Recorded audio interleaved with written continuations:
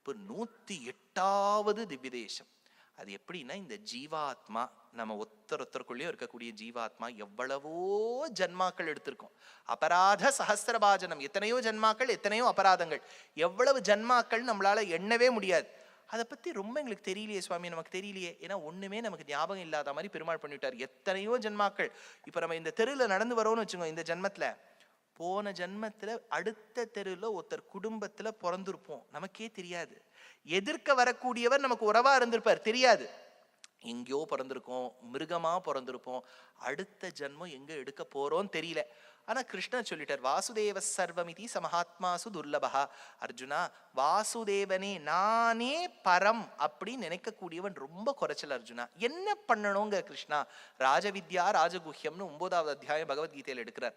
இதை பாரு அர்ஜுனா, நான் உபனிஷத்துல நிறைய வழி சொல்லியிருக்கேன். இதுக்கு பிரம்ம வித்யான்னு பேர். 32 பிரம்ம வித்யா இருக்கு. புருஷோத்தம வித்யா, பௌம வித்யா, நிறைய வித்யா இருக்கு. அதுல ரொம்ப பிரசித்தமானது சாதனா உபாசனாங்கிற பக்தி யோகம். பக்தி யோக நிஷ்டன் ஒருவன் சரணாகதி பண்ணிவிட்டான்னா, ஒண்ணு இந்த ஜென்மத்திலயோ இல்லாட்டா அடுத்த ஜென்மத்திலயோ நான் மோட்சம் கொடுக்கலாம். சுவாமி, எனக்கு இதே ஜென்மத்துல மோட்சம் கிடைக்கணும்னா வேற வழி இல்லை. ஞாச வித்யா, ஞாச வித்யாங்கிறது சரணாகதின்னு பேர். நீ பெருமாளே எனக்கு ஒன்றும் தெரியாது, நீ தான் எனக்கு எல்லாம், உன்னை தவிர்த்து எனக்கு வேற யாரும் தெரியாது, உன்னை சரணாகதி பண்றதை தவிர்த்து வேற வழி தெரியாது, உன்னை தவிர்த்து வேற யாரும் தெரியாது, உன்னை அடைவதற்கு வழி சரணாகதியை தவிர்த்து இன்னொன்னு தெரியாது. நான் உங்ககிட்ட சரணாகதி பண்றேன்னு சொல்லிட்டா, ஆகிஞ்சன்யத்துவம் அனன்யகதித்வம் ரக்ஷிஷ்யதீதி விஸ்வாசா என்று சொன்னால் பெருமாள் சொன்னார், அப்படி சரணாகதி பண்றவாளுக்கு இந்த ஜன்மத்தின் முடிவில் மோட்சம் கொடுப்பேன் சொல்லிட்டாரா. இப்போ மோட்சம் கிடைக்கும் போது அந்த ஆத்மா வெளியேற வேண்டும். இப்போ உடனே நம்ம சொல்லுவோமே, அந்த ஆத்மா தவிக்கும், யார் நமக்கு வழி காமிப்பான்னு. அப்பதான் திருமோகூர் ஆப்தன்னு நான் சொன்னேன் பாருங்க, ஞாபகம் இருக்கா? பாண்டிய நாட்டு திவ்யதேசம் வழித்துணை பெருமாள். அந்த பெருமாள் சொல்வார், இல்லப்பா உன்னோட பேர் கன்ஃபார்ம் லிஸ்ட்ல இருக்கு, நீ வந்து வைகுந்தம் புகுவது மன்னவர் விதியே, நீ வந்து யூ கேன் கம் அப்படின்னு சொன்ன உடனே, இப்ப இந்த ஜீவாத்மா சூக்ஷ்ம சரீரம் தரித்து இந்த ஸ்தூல உடம்புலேருந்து புறப்பட்டு செல்ல வேண்டும். பகலை தாண்டும், சுக்லபக்ஷத்தை தாண்டும், உத்தராயணத்தை தாண்டும், சம்பத்சரத்தை தாண்டும், மின்னல் உலகத்தை தாண்டும், சந்திரமண்டலத்தை தாண்டும், சூரிய மண்டலத்தை தாண்டும், இந்திரலோகத்தை தாண்டும், வருணலோகத்தை தாண்டும். அது ஆன உடனே அமானவன் ஒரு கரஸ்பர்ஷம் ஏற்படும்னு உபனிஷத், சுபால உபனிஷத் சொல்றது. இது சாந்தோக்கியமும் ஒத்துக்கிறது. என்னன்னா, அமானவ கரஸ்பர்ஷம்னா அந்த சூக்ஷ்ம சரீரத்தை தொட்ட உடனே அதனுடைய வெளித்தன்மை பெருமாள் மாதிரியே ஆயிடுமா. அதனால்தான் கோவில்கள்ல நமக்கு காமிக்கும் போது என்ன பண்ணிவிடுறான்னா, அதே தன்மையை காமிக்கிறதுக்கு பெருமாள் மாதிரியே சங்கு சக்கரம் அந்த துவாரபாலக்கால் பிடிச்சிருப்பா, பெருமாள் மாதிரியே கதை பிடிச்சிருப்பா. ஏன்னா அங்க போயிட்டானா ஆணோ பெண்ணோ யாரா இருந்தாலும் பெருமாள் மாதிரியே சரீரம் கிடைத்து விடும்னு உபனிஷத். ஏன்னா பார்த்தா மாதிரி இல்லை சொல்றேன், நான் பார்த்தது இல்லை. ஆனா எங்க ஆழ்வார் சொன்னதை நான் நம்புறேன், உபனிஷத் சொல்றதை நம்புறேன், எனக்கு எங்க ஆச்சாரியன் காலக்ஷேபத்துல கத்து கொடுத்ததை நம்புறேன்.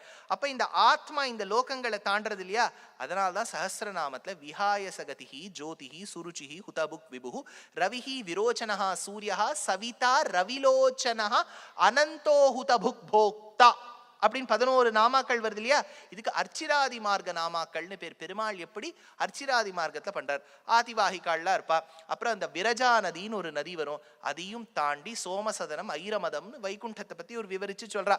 அது உள்ள போன உடனே கூர்மாதீன் திவ்யலோகம் ததுமணிமயம் மண்டபம் தத்ரசேஷம் தஸ்மின் தர்மாதி பீட்டம் ததுபரி கமலம் சாமரம் கிராகிணிஷ்ச. இது நித்தியப்படி ஆராதனத்துல வரக்கூடிய ஸ்லோகம். அழகான தர்மபீட்டம், சஹஸ்ரார பத்மம், கூர்மாசனம், மடிச்சு மடிச்சு ஆதிசேஷன் ஒரு காலை மடித்து ஒரு காலை நீட்டி வைகுண்டநாதம் அமர்ந்திருக்க, திருமடந்தை மண்மடந்தை ஆய்மடந்தைன்னு மடந்தைமார்கள் இருக்க, சதா பஷ்யந்தி சூரையகான்னு சாமகானம் செய்து கொண்டிருக்கும் போது இந்த ஜீவாத்மா உள்ள நுழைஞ்சு ஆதிசேஷ பரியங்காசனத்துல ஒரு காலை மடிச்சு இன்னொரு காலை பகவான் மடியில மடித்து அமர்ந்து கொண்டு, அப்ப பெருமாள் கேட்பறாம், நீ யார் கோசி?